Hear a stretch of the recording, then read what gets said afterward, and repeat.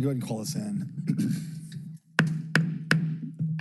It is Monday, June 12th, 3:46 p.m. I hereby call to order the Budget Committee of the Memphis City Council. Ms. Owens, would you please call the roll? Councilman Ford. Councilwoman Logan. Councilman Smiley. Councilman Warren. Present. Councilman Covett. Chair Carlisle. Chair is here and observes quorum. Colleagues, good afternoon. Hope you enjoyed your week away from this place that we love so dearly. In front of you, and the purpose of today's meeting is to begin wrap up in earnest. We've heard from the administration and there are divisions. Chief Ford, good morning. Oh no. Good afternoon. No, oh no. I thought you could have kicked out of it. Nice. Fair enough. Good afternoon, my bad. So the administration has presented their comprehensive operating and comprehensive CIP. All division heads and even some directors underneath that in service centers have presented. I think it's been incredibly robust, and then several city grant agencies as big as MATA down to some of the smaller ones like the Aging Commission have presented. So I think it's been a very robust informational session. Through those discussions, and this is more for the record, I guess. So through those discussions, the City Council has indicated a number of things that it would like to see occur. Obviously, we are required to pass a balanced budget, whether that is through revenue increases, budget cuts, or whatnot. The document that's in front of you is just a document of stuff. It does not have any bearing today on what is being proposed or is I'll call the blank ordinance, so to speak.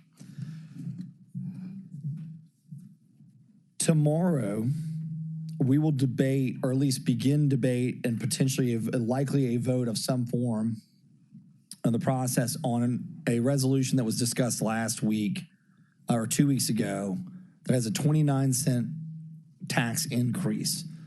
To remind council members, and then where those funds would flow. To remind council members, that document can be approved as is, amended, substituted. It will not be sent, quote, downstairs that day. It will go through the normal process. So at least once it comes out of committee, it still can be amended, substituted, debated, and there will be a second committee meeting on the 27th before we go downstairs on the 27th for what should be the final vote on the budget, which is a lot of ways of saying there's plenty of time to deal with this. What I'd like to do today is if you have any questions for any council member that has an initiative on here to try to further explain what they're attempting to do, please ask them. We have the administration, directors are listening in. If you feel like you have not gotten the answers or information that you needed from a director, today would be a good day to ask about that specifically. Now, the last question that Councilman Smiley raised before I got us on the microphone. Yeah, Councilman Smiley, you're recognized. Thank you, Mr. Chair. My inquiry had everything to do with making a concise determination of how we will decide which items will actually go or be presented to the administration for our budget. We have a lot of things, and if we pass all of these things, we will be extremely far from a balanced budget. Yes, so sir. We have to limit this. So you guys are all elected like I am, and you're welcome to bring any resolution to be heard before the budget committee and voted on by the full body. What I think this document does is provides transparency to every member on this body and transparency to the public of kind of where everyone's at. Chairman Jones is a good example. He had this document last week or 2 weeks ago and said, I can appreciate a lot of these things on here, but this is what I'm supporting.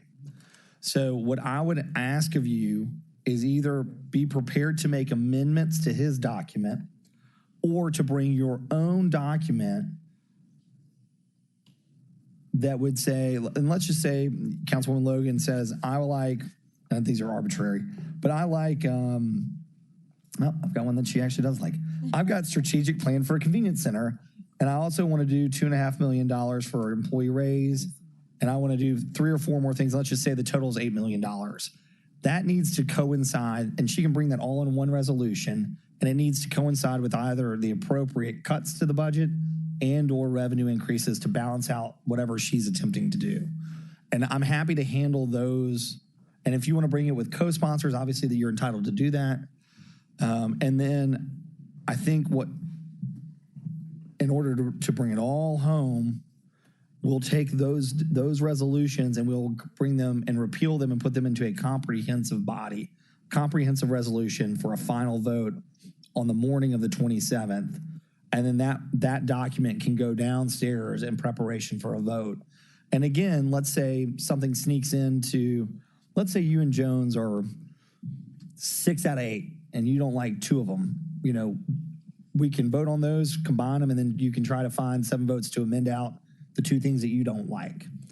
I think that is going to be a lot better than trying to go one by one and debating each one of them.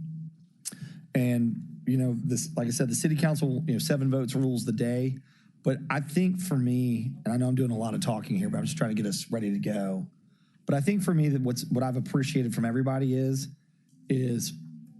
for the most part, unless somebody's really hiding something, we all know where everybody's at. And I think that will be helpful in trying to get this thing to a smooth finish. Does anybody have any questions? Does that make sense? Is everybody kind of comfortable with moving forward that way? Chair, I think it makes a lot of sense, and I appreciate the process we've gone through this time. We've all had input, taking it really slow, peel back the layers, and I guess we had a lot of time to be able to do that since all of the budgets were coming to us kind of the same, and so we kind of were able to put our stamp on it based on our experiences in our communities and in Memphis, what's going on. So I am appreciative of that, and what you just said made a lot of sense as well in terms of us really getting together and fleshing it out, what we see here, because a lot of us have some of the same things on here. And so bringing resolutions to you that we co-sponsor and kind of work through before we get to you, I think it's a great approach. So I appreciate that. Absolutely. And we'll definitely be getting with, some of my colleagues for that. Yes, ma'am. The other thing I'll add to is on some of these smaller line items, and I know Councilman Ford has found success in this way, and please let the record show that Councilwoman Easter Thomas is present, is that like on some of these smaller $20,000 deals, I have found success by going to Chief Ford and her team as they are closing out projects in one fiscal year going into the next and seeing how we can use some leftover funds to do that, specifically when it comes to professional services from CIP projects. And I guess that's the other thing, the big thing that I want to address as you guys are preparing your amendments or resolutions for this budget year is there's a lot of operating dollars on here, but there's also a significant amount of CIP money. And we've got 2 ways we can do that. We can issue bonds or we can pay with cash. And right now, we, as proposed by the administration and Chief Ford, if you'll just confirm this, right now, I believe the administration's CIP proposal for fiscal year 24 taps out what I will call the annual GO bond issuance, meaning there's no adding on to it without having to go really check with PFM and check with the comptroller. Good afternoon, Councilmember Shirley Ford, Chief Financial Officer. That is correct, Budget Chair Carlisle, in that we are at that point. So if we add to CIP, we need to cut somewhere else, or we need to find a different way to fund the project. So for me, that's both have some heartburn for me, but that one is the trickiest because a lot of these projects have out-year outlays. And so I guess this would be my unsolicited advice. If you are planning to reappropriate or reallocate a project that has not begun, or one that you is in the middle of, please, I would please ask you to go talk to that with Chief Ford, that division director, to find out why or where or how, if they can push off that project and, you know, how that's going to work. Because for projects that have already started, I mean, we're in the middle of the river on them. I don't know that contractors will be really excited if we shut down construction. So those are my only notes. I don't know if anybody wants to hop in or they've got questions of council members or the administration on any of these projects. Or yes, ma'am. Yeah, but if you've got others, if it's germane to budget season, hack away. Councilwoman Easter Thomas, you're recognized. Thank you, Chair. I also like how we're using the word germane more now. Good analogy to the video. Yeah. So question, I was going to ask it tomorrow during committee meeting. In lieu of recent community meetings and talks that we've been having about the Green Law Center and juvenile abatement, what was the initial funding source for the happenings that were formally stated, I'll say, for juvenile abatement at Green Law? So what line was that coming from? What money was being used for that? For juvenile abatement? Yeah. I don't believe there's a line. I think the idea was to do some community policing, so there were going to be officers there just offering programming. I think that was the intent for Green Law. So it was no additional monies allocated for it, or it wasn't pulling from anywhere else. It was just because they've been making improvements and renovations on the building, and so it wasn't coming from anywhere. So for the abatement program, I'm not aware of any additional funding. Again, I just think it was programming. For the building itself, any improvements that happen at that building would have to be something that was happening through just the regular parks budget. I would imagine. I need to check and just confirm that. Okay. Should be. I was going to ask it tomorrow to Chief Davis, but since we're here too.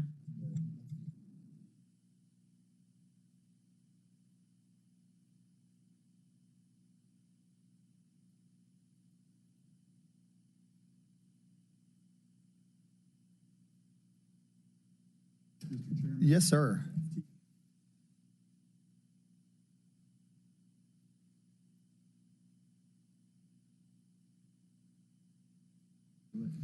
That's a question that, or let me rephrase that. Thank you, Councilman Colvett.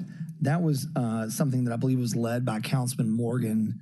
If one of his staff members could reach out to him and try and get that answer emailed to Councilman Colvett before we get there tomorrow, I'd appreciate that.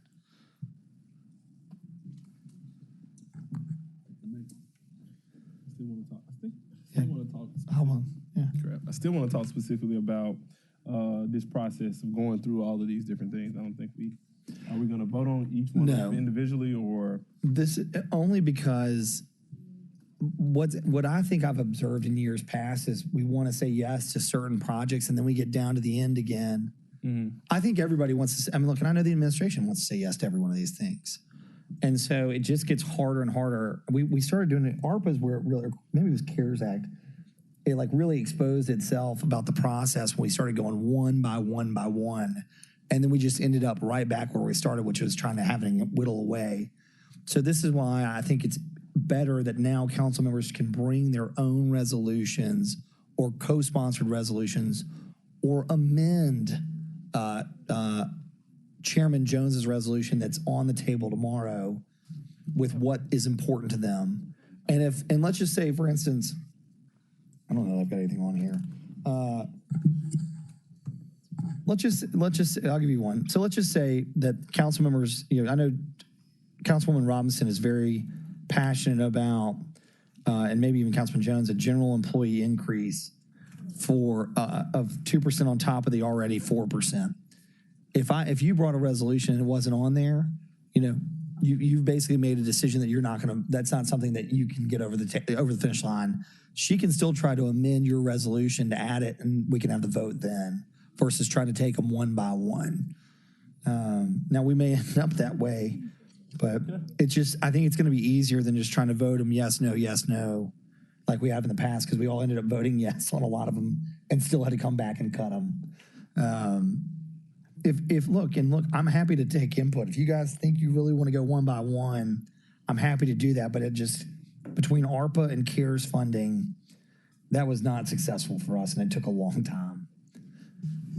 Mr. Chairman, for whatever it's worth, I think you've got the right idea, because get 7 votes for almost all of this is not the problem.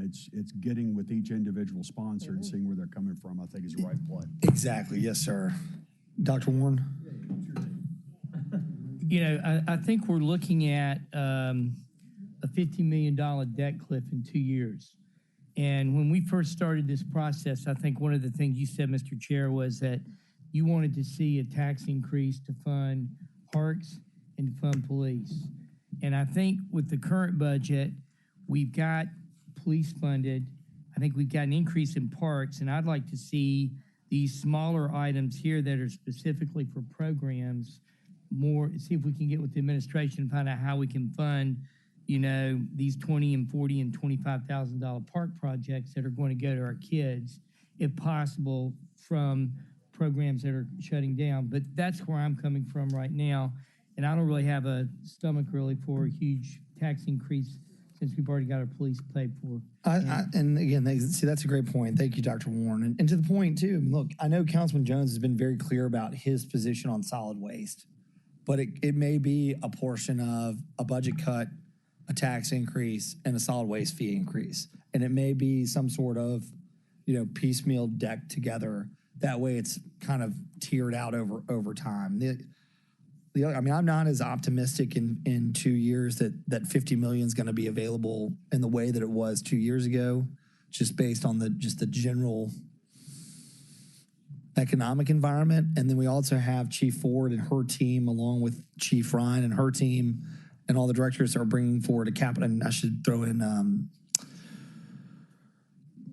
Chief and Director Adams, dual role, the capital asset plan. A lot of that money, as I understand it, again, I haven't seen the plan and we haven't had time to talk, but a lot of that money is going to be, like any business, is going to be earmarked for out years in order to maintain assets so that we don't have to go back and do large scale renovations, and because we had to put Band-Aids constantly on a building that, had we had the money ready for it, would have had another 20 years of life on it. So, but that's a very fair point. So.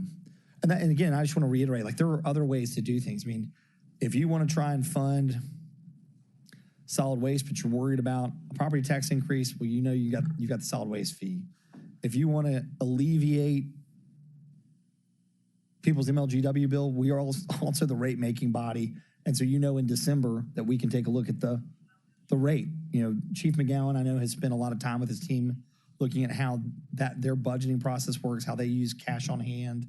There are multiple ways to come at it. I'm talking way more than I wanted to, but I feel like I'm trying to kill the clock here. So, I was just going to comment on the green law question, and you were actually touching along the lines of it, which is why I thought it would be good to jump in here. But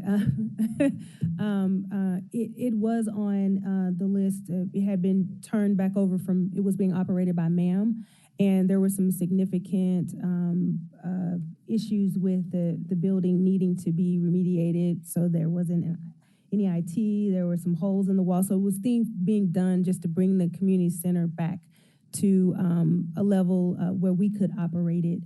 So that was the purpose of those repairs being done. We were bringing it back online. But you said that was being done by General Services? Yes.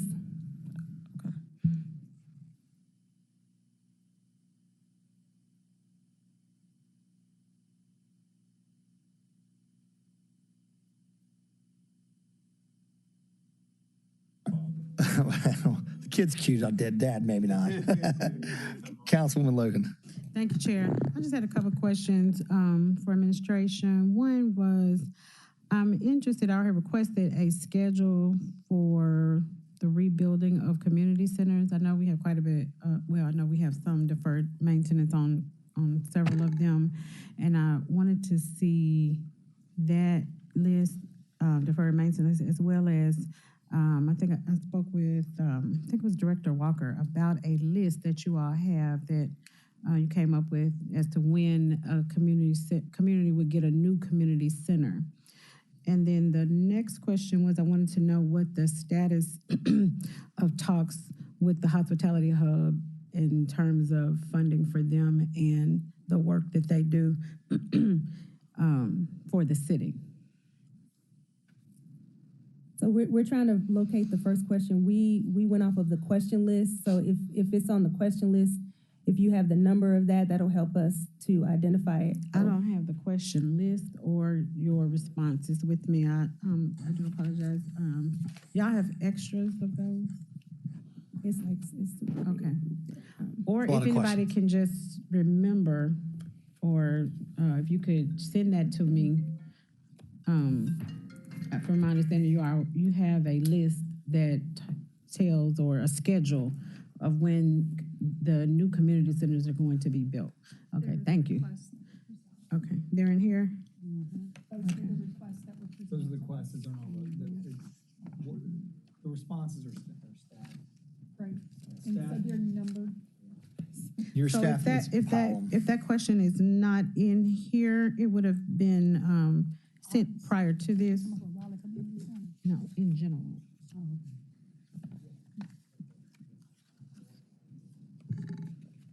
I will say, it sounds like some of what you're saying is talking about the deferred maintenance list that we are finalizing. Is not complete yet. It is a review of all of the city property assets and the maintenance schedule for all of them. That comprehensive report is just right here. I'm looking at Chief Ford. It's like really close to being completed. Right. So, thank you, Councilwoman Logan. The one I see so far that was responded to was specific for the gate at the Raleigh Community Center. That was request number 26.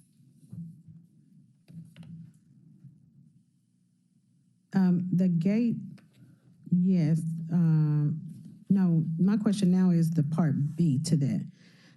I requested a plan for and that's deferred maintenance was for not only Raleigh, but it was for all of them.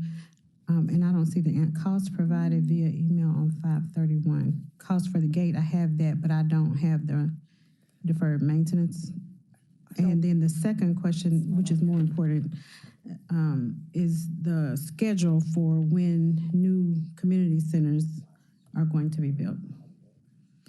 And I asked that because I was talking to Director Walker, and he mentioned that, alluded to that in a conversation, that you all have a schedule that you go by, or have come up with a list of ones that need to be redone. So I'll address it. What I think the confusion is we are working on a long range capital asset development and maintenance program. So that is probably what he's talking about, but that is not just for community centers. That's for police precincts and fire stations and parks and libraries. It's a comprehensive list for the buildings and the required maintenance for all city assets. That's the long-range asset plan that we're working on. So in terms of I guess strategic planning, city planning, or whatever, we know that we have a number of, we don't have Liberty Land and Celebration Station and all these places. We all have made reference to that. We have our parks. We have our community centers. And so I want to know, but some of our community centers are extremely old, and they, need deferred maintenance. So it's important to me to know what is the plan for those. And I do understand that, and I think it's a good way forward to look at comprehensively at all of our buildings and properties.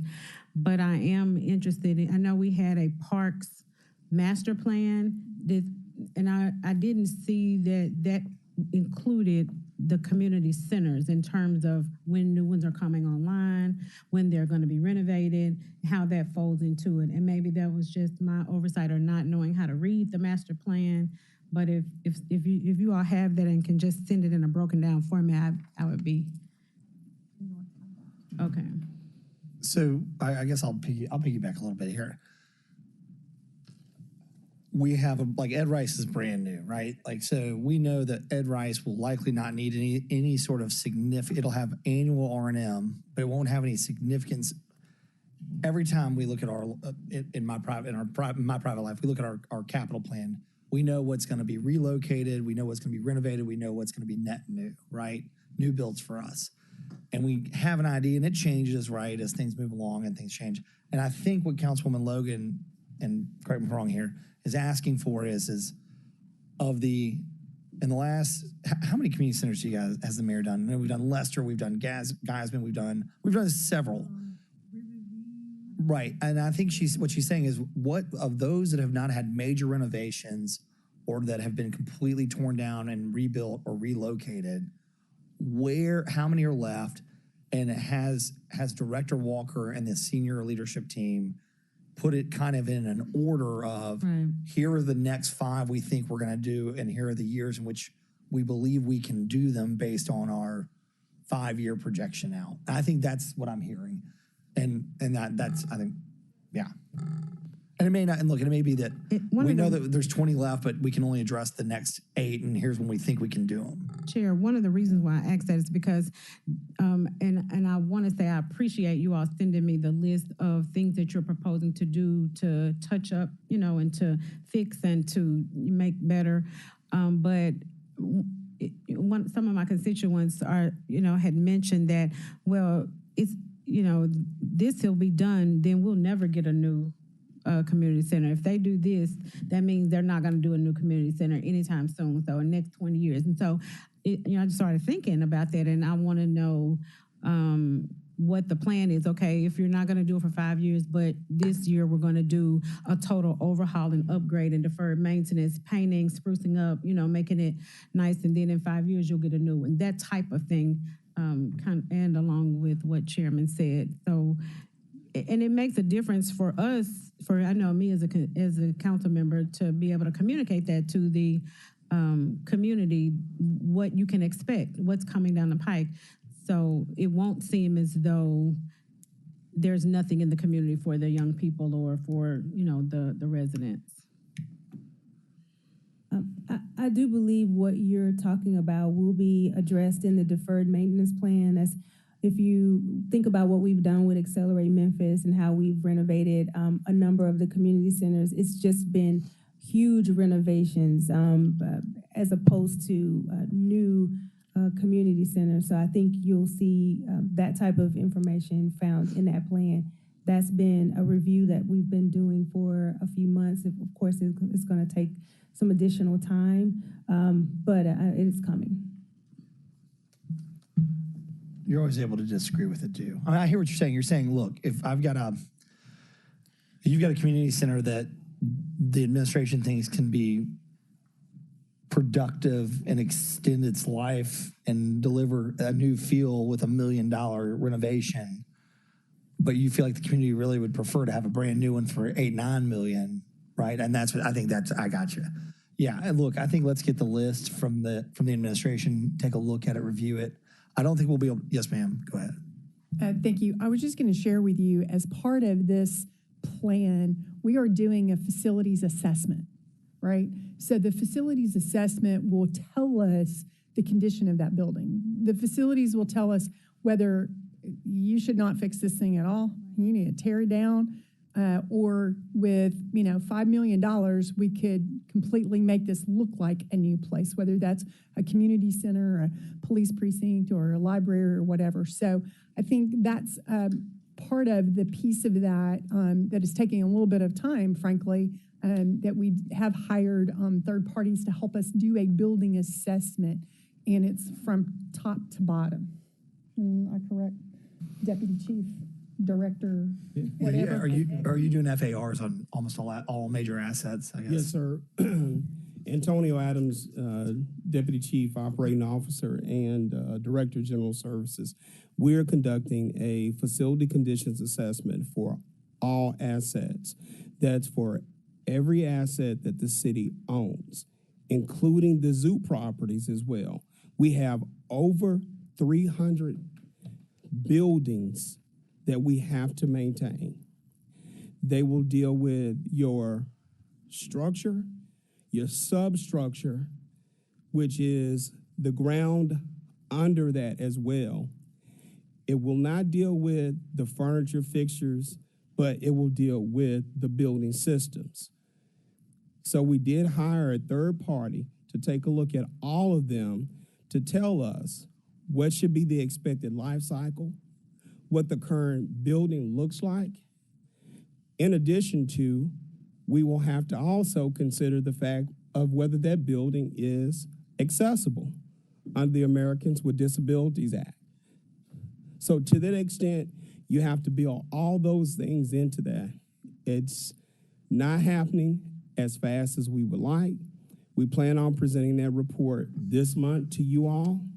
This will include that along with the over 5,000 pieces of rolling stock in which we have, which we call our fleet. So we got over 300 buildings, which includes zoo properties. It includes the pyramid. It includes Mud Island, our museums, police precincts, fire stations, community centers, senior centers, libraries. So we're doing a comprehensive review and will provide you that plan. With Accelerate, we have replaced quite a few, but that's just a small bite of the apple.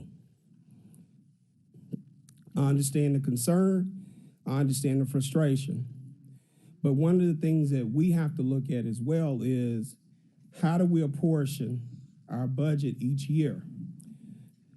If you want to deal with deferred maintenance, $10 million a year to general services doesn't even throw a pebble in a large ocean to deal with your deferred maintenance. And so what we're trying to do now is we understand that and appreciate that. We want to bring this back to the body and set the city on a better course. So to that, and I appreciate you sharing that information. Had I known that, I would have had a different viewpoint or perspective. And so how does that play into, I know, and Director Walker, he is so wonderful. He's always trying to help in any way he can. And he shared with me that we need to do a feasibility study, and I put it in here, feasibility study for the Raleigh Community Center. So how does that play into what you all are doing for this asset study? Because to me, that would be two studies. I think, so what I'm doing is providing essentially a feasibility study. So we don't need that? No, ma'am. Okay. Well, And- specifically, Nick's talking about tennis courts. So how much are the tennis courts used at Raleigh? Is that the right use for that community center, or is that community center more interested in other uses? But I know the Raleigh Center has fairly new courts, actually new courts at the Raleigh tennis center. The tennis center, is that what you're talking about? Yes.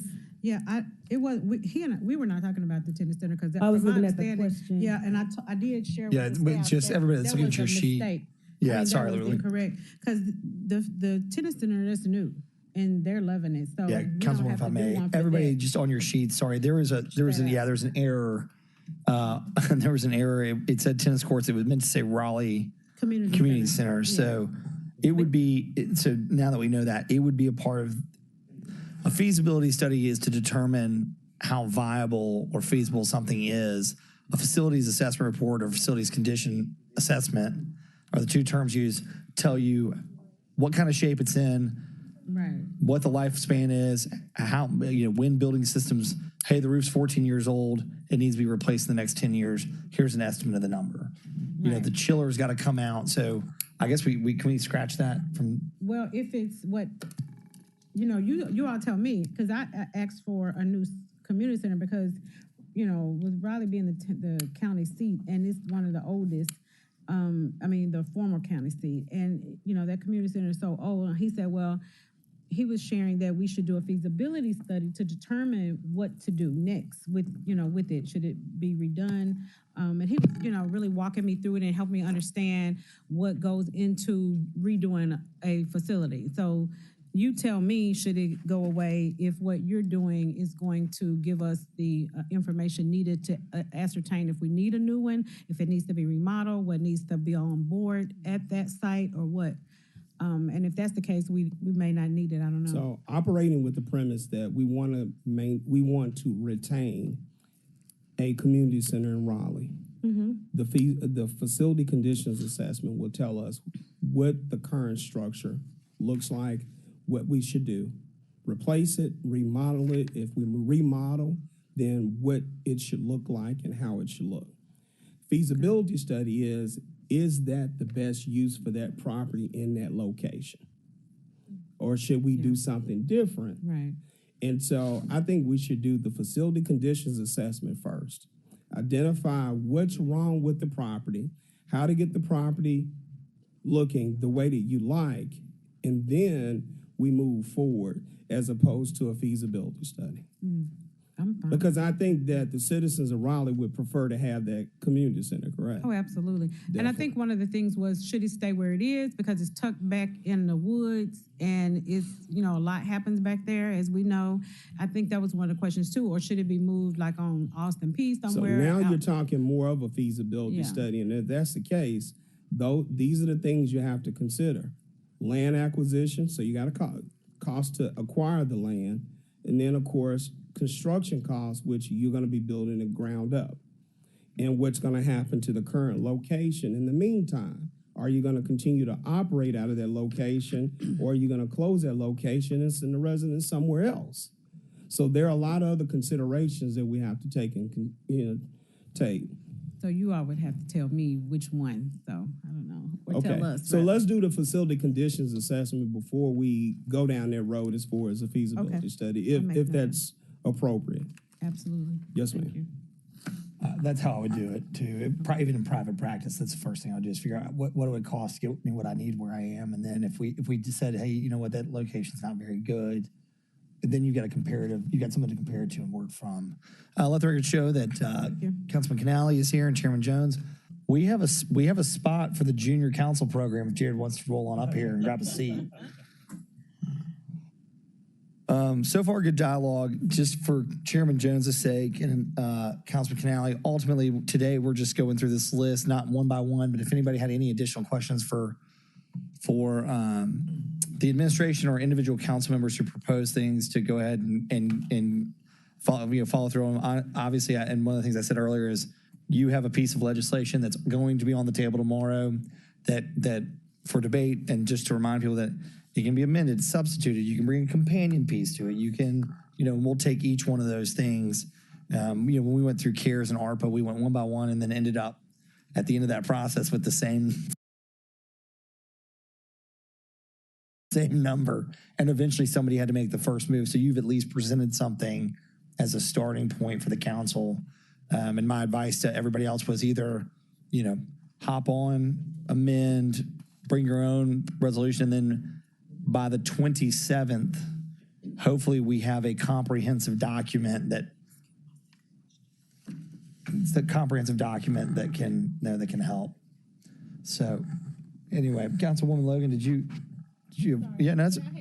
no, keep going. Sorry, I just don't want to recognize. I just want to get them in. I want to get them in the loop before we kept moving on. Thank you. I appreciate that. I don't want to forget myself. The second part of the question was about the hub. I just wanted to know the status of the negotiations with them, or the talks with them, or where we are with them in providing services for us, and funding for the city. I'm sorry, would you repeat your? I wanted to know what the status of talks were with the hub in terms of them providing services to unsheltered homeless. Those experiencing homelessness in Memphis. I know they do. They were supposed to be like the go-to for the city, and then we were going to, fund them or whatever. I just wanted to be brought up to speed on that. So currently in the budget, we have for FY24 proposed $500,000, $550,000, I believe. In the budget from the administration standpoint, this year we were able to fund the hub using some leftover CARES dollars to the tune of I think about 1.2 million, and then an additional 500,000, and then another 450,000 for this year. So some of that's going to carry them through to next year as well. So that was how much? You had 4.5. Jared had said roughly 4.5, 5 was the total. And then we had chatted on the dais about, if we could provide half. So I guess it sounds like there's enough to carry them through this next year, but only if the county can come along for the other half. If not, I think we have, and I owe Jared a call, which I'm going to make after this. But so if for some reason they don't, or the county doesn't, what happens to the hub? So my understanding is that the conversation is still happening at the county, but more directly to your question, our expectation is for us to create an agreement with them that will match the funding level that we have. Now, what that means for their operation would be, I think the funding that we're looking to do will take them past year FY24 year. So it will more than cover what they need for FY24. That's our goal with what we have in the budget. What was that funding amount again?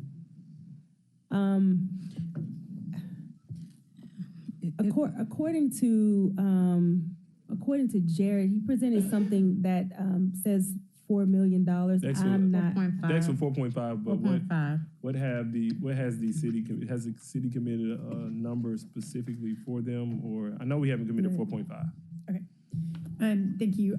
I will say for FY23, if you remember, Director Connect had 500, was it 500? He made a grant, yes. He made a grant for the work local that was supporting the HUD. Council, you also have a money that you put into the HUD fund, right? That's $550,000 that happened. We also have on our budget adjustment resolution to present to you tomorrow an additional $450,000 for Hospitality Hub to get them on pass through and into their. So FY24, how much will the Hospitality Hub receive from the city of Memphis? I'm not good at math. There's a lot of numbers there. For FY24, Director Connect has $500,000. $500,000. Yeah, calculate. There is still the $550,000 that is included in the budget that council usually transfers to the Hospitality Hub into the Hub Community Impact Fund, Fund 275. And that's budgeted the same as it was last year at $550,000, sir. Okay, so $1 million, a little bit over $1 million. Yes. Okay, like you got some more work to do with this wish list. Well, according to, I met with Jared on Friday. According to Jared, the $500,000 amount would get him to February. Mm-hmm. So the additional $500,000 should get him past February into FY25. My concern is that we heard from HCD last week or week before last that it'll take us 5 years to be able to get to the number of housing stock that we need. I do know that they are seeking funding, and so my question was, if they don't get it from the county and we only have 1.5 and their budget is 4.5, what happens to the hub? Have y'all had that conversation? We don't have 1.5. We don't? Do we? I thought we had one. A little over 1,050,000. 1,050,000. 1,050,000. You're $1.5 million short. Oh, wow. So we A have, million two five. You're a million two short of the 2.8. And so for the outreach work that they do, for the escalating housing crisis, and for the myriad of different agencies and nonprofits that's working, that there's not any comprehensive work done, I really am feeling or sensing that this is going to be problematic for us as a city. So where do we go from here? So according to my conversations with him, the amount that he would need for FY24 is it is less than $1 million. The 500 that we're giving him takes him to February. The additional 500 would get him through the end of the fiscal year, to my understanding. I'll be happy to confirm that with him. That's not to mention the federal funds that he can apply for through HCD. Many of our organizations are also funded through HCD. He can also apply for federal funding through the county's equivalent to HCD, and their name is escaping me now. So there are several other places where he can seek funding, federal funding. Yeah, to but help I think the concern here, to hop in, and I hear you, that's fair. Much like when we apply for a grant, the certainty of it is the difficulty, right? You're locking into service contracts. You've got a client list. You've got case management. You've got all these things. We built this thing alongside them. I think it started back with a seed grant from the council from when Kim Conrad was on there and the mayor. I know the mayor was on board. Right. I know the administration was on board. I sat down with Jared, and I'm not, there's never an executive director that's perfect, but I'm sure if there is a place to go or a grant to apply for, he's going to do it. I think the concern is what happens if he's not awarded a grant in a certain year and we've got this major investment. And so I guess the point is it almost feels like we perhaps set them up for failure if we don't follow through on the funding. Is ultimately what I'm saying. I think what I'm hearing. And you guys are welcome to, I understand if you want to disagree with that position, and I think he probably at some point thought the private funding would come through. But to be honest, in my time on this earth, most people that write checks, they write it for capital projects and not ongoing operating dollars. Yeah, and that's always the difficult thing. So, we can reach out, and I know we will, and we have, and everybody knows people at the county to try and be a part of this, because much like Chairman Jones says, they're, even if they're not, even if we're not the county government, they're still our youth. The county government folds right in for the same issue. So I'm happy to put pressure on there. Well, it sounds like they're having some issues getting some funding issues themselves. But look, we're just trying to figure out a way, and I know that we've got other contracts. I think one of the things in there, everything we talked about were grants, but we also have service contracts, right? I know kind of like we did with what's Brown and the Work Local program. Yes, thank you. Yes. Yeah, appreciate that. Yes. So if there's ways to try and expand that or other opportunities that you guys could help us with, it would be very helpful. Go ahead. Let me kind of wrap, not to cut you short, but it sounds like we're going to need to have more ongoing discussion about how to tackle this problem to get to maybe that debt cliff period. Our goal is to fund the hub and to fund it at a. I will continue to have talks with him to fund it at a level that'll get him at least through FY24. My understanding it's not $4 million. It's not $4.5 million.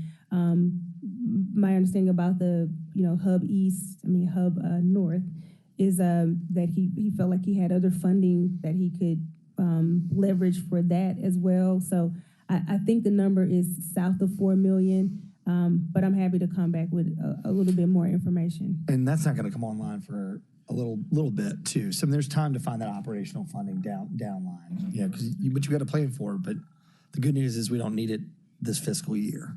Is that fair? Okay. Councilman Logan, if it's okay with you, I'm going to move on to Councilman. Oh, thank you. Yeah. I've got Councilman Jones.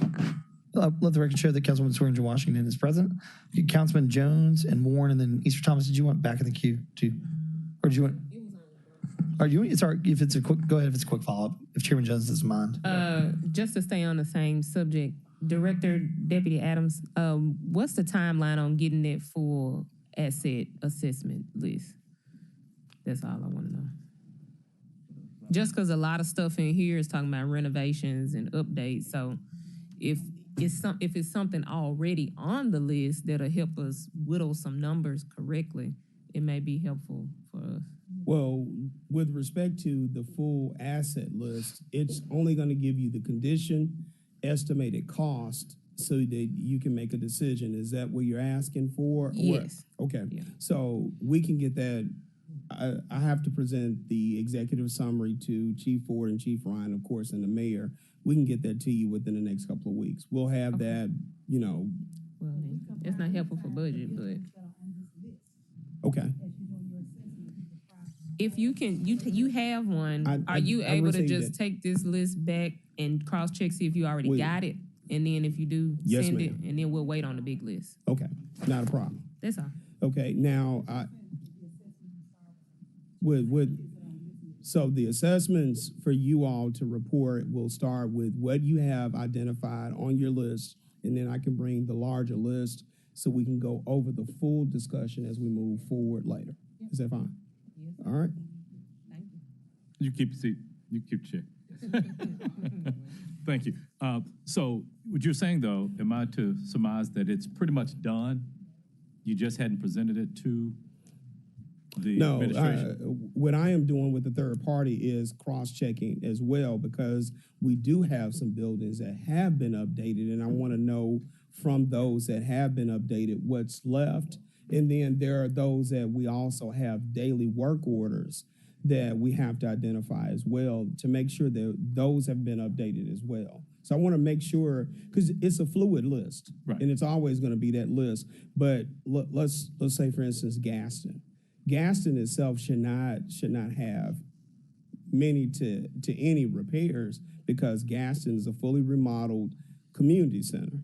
Whereas you may have the main library that's had some building systems upgrades, and moving back to MAS, which is in need of some building systems upgrade. So again, I want to make sure that those items that we're working on have been completely updated so that I can get you a real-time update with respect to those. Well, I would think, though, let's just say, when you look at any financial report, you have a date and you know that you got checks coming in, you got checks going out.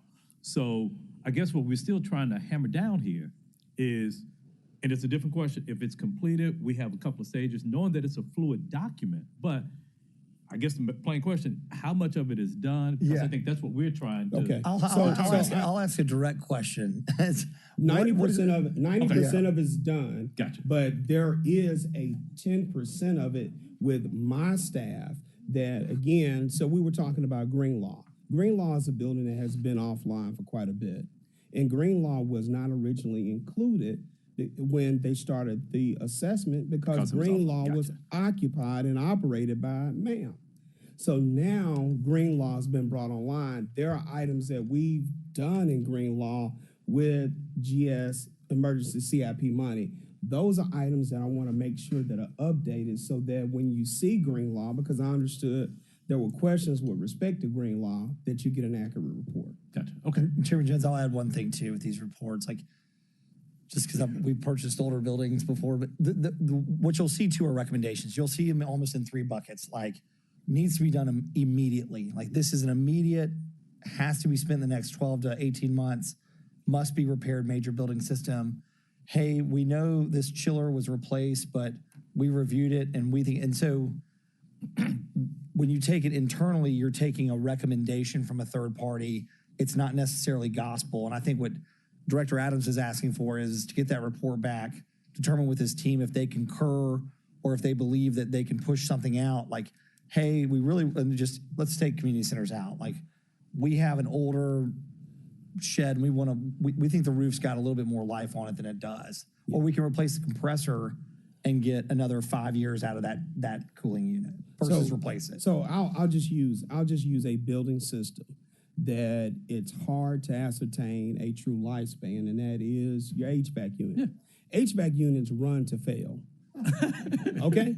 And I mean, honestly, you just don't know when. And honestly, and that is a true industry term. It runs to fail.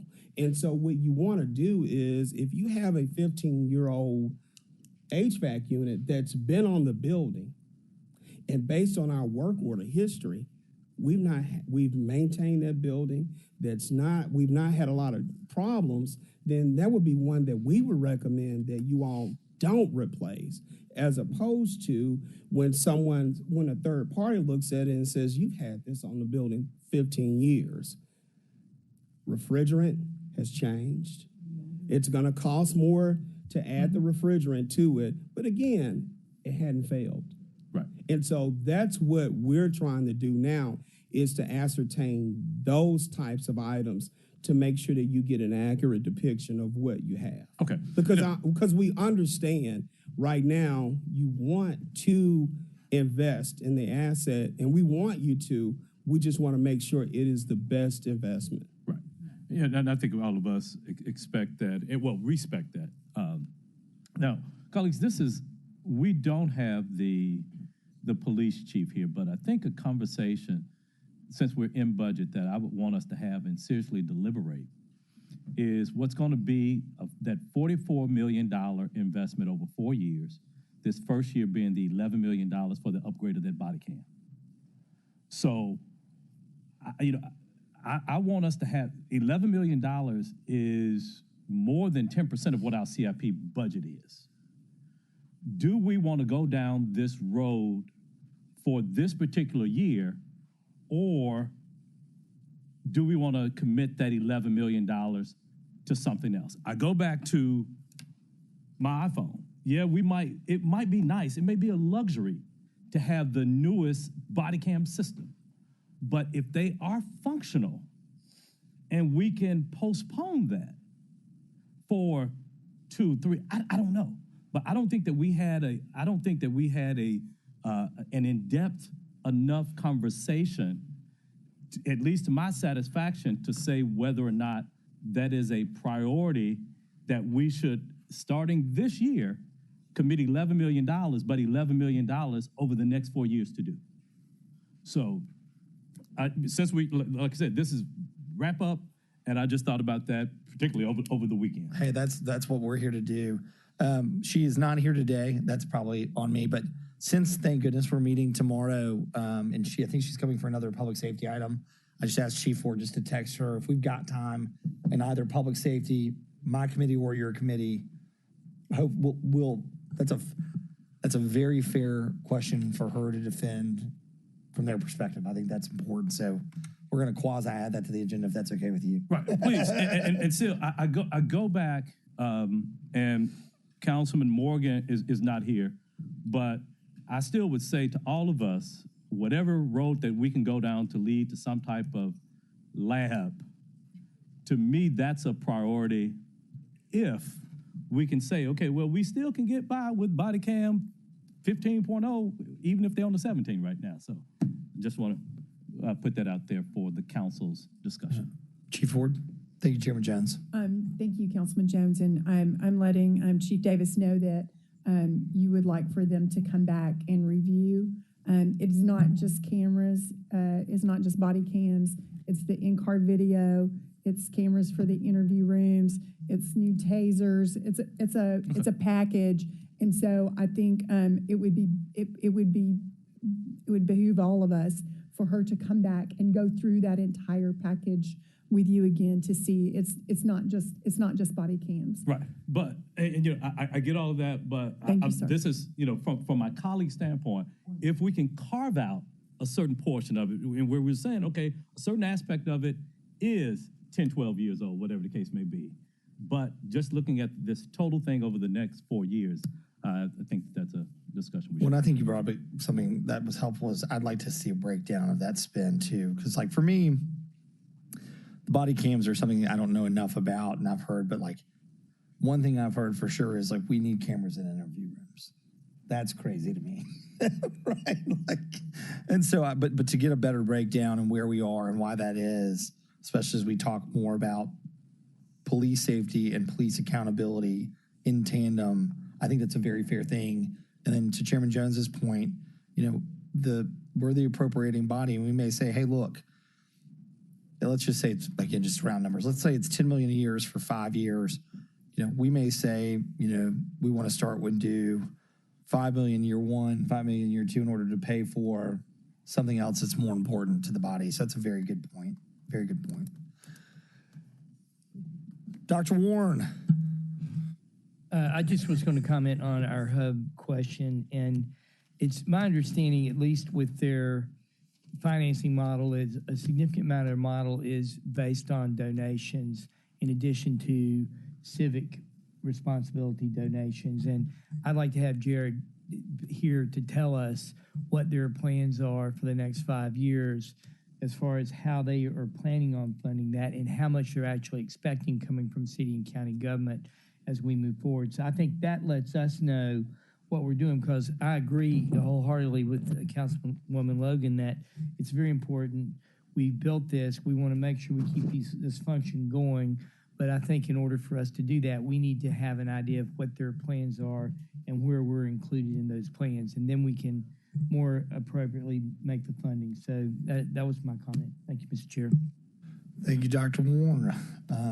Is Jared, is he coming tomorrow? Is he on tomorrow's agenda? He's going to be here. He'll be here. Yeah. Okay. Perfect.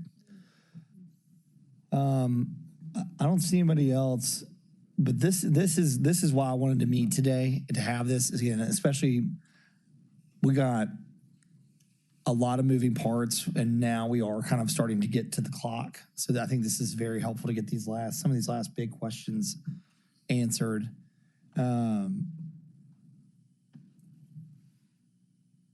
For one of the big numbers that's on there that's important to Councilwoman Ford and I, we have land acquisition for Southwest Twin. We have Levi in the queue, and we have Rains relocation in the queue. Do we have any funding in the out years for any other physical building? Just want to make sure. That's what I thought. Okay, I just want to make sure. And you can just email that to Councilman Ford and I, or anybody else that wants to see it, any of the Super 8 members. I just want to make sure that that's in our funding source. That thing is, yeah. And as usual with our CIP, we always look at a 5-year plan, right, even though you're only approving year one. I understand that. And that's why I think this long-range project is so important, because is exactly what happens is what may be important this year is not important next year, especially in an election year. So I think it's important to see that, to say, if we have 50 police precincts and 20 of them need replacing, how feasible is it for me to replace and to be able to do those in a timely manner? At the same time, I'm building a new library, or that we're building a new community center, and to kind of see what that is. And just, $50 million sounds like a lot of money, but it's real easy to spend $50 million. But the nice thing is right now it's $50 million every year, right? So that we can kind of really look at those. And the other thing, and I'm sorry, Councilwoman Logan stepped out about this, the other really important piece of this is the maintenance of the buildings. We spent a lot of money out of Accelerate Memphis going in and doing deferred maintenance in our parks. $75 million hardly scratched the surface of where we were. And what we don't want to do is, with all this great building that we've done and on these new libraries and new community centers, that we don't set ourselves up for that same kind of failure of not paying for the maintenance of those buildings. And so the question then is, how much does it cost to maintain a building? If the building is 2 years old, our new fire headquarters should have very low maintenance. One of those other fire stations probably needs a lot of maintenance because there's a lot of old things in it. So I think that's a really important part of it that has to be comprehensive into that evaluation, so that we don't end up just perpetuating the same types of challenges financially for ourselves. Man, if I were a smart aleck, I'd make a comment about how you just agreed with me that perhaps we do need more money No, but look, that's a fair. No, look, it's a fair point. It's a fair point as we look forward. Does anybody else have anything related or any other questions for directors before we get into tomorrow? Okay, Chairman Jones,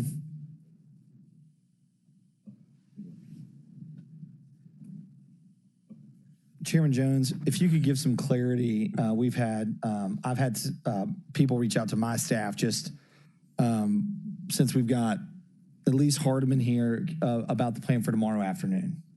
Would you mind, just so we can inform anybody that's got agenda items or things? Yeah. Yeah. So the fact that we have most of us here, this was out of deference to our colleague, Ms. Robinson.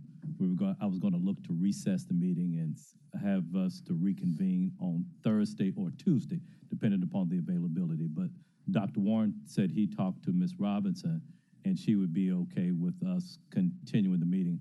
Although, colleagues, I still wanted to go, just to be present for her in this moment. So, as I always try to operate, it's the will of the body. And what we were going to look to do is, maybe have the honorees, and then reconvene at that particular point. Thank you, Chairman Jones. Any other further comments? No, that's it. Dr. Warren? Yeah, I did reach out to Councilwoman Robinson and speak with her, and her preference was for us to go ahead and proceed with our meeting. She felt like it would be very difficult for us to recess and get the other people who are already scheduling to come down. I think we have a number of people coming to talk to us tomorrow on the items on our agenda that are citizens that are already planning on taking the day off and coming down. I think she was aware of that. And this is for a visitation tomorrow.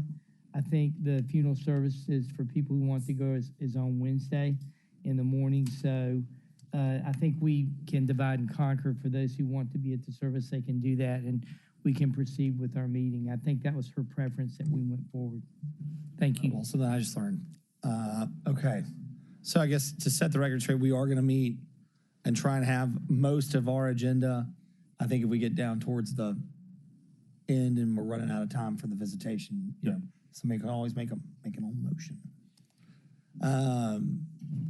All right, colleagues, please let the record show. Better late than never. Johnson has joined us. Councilwoman Johnson's here.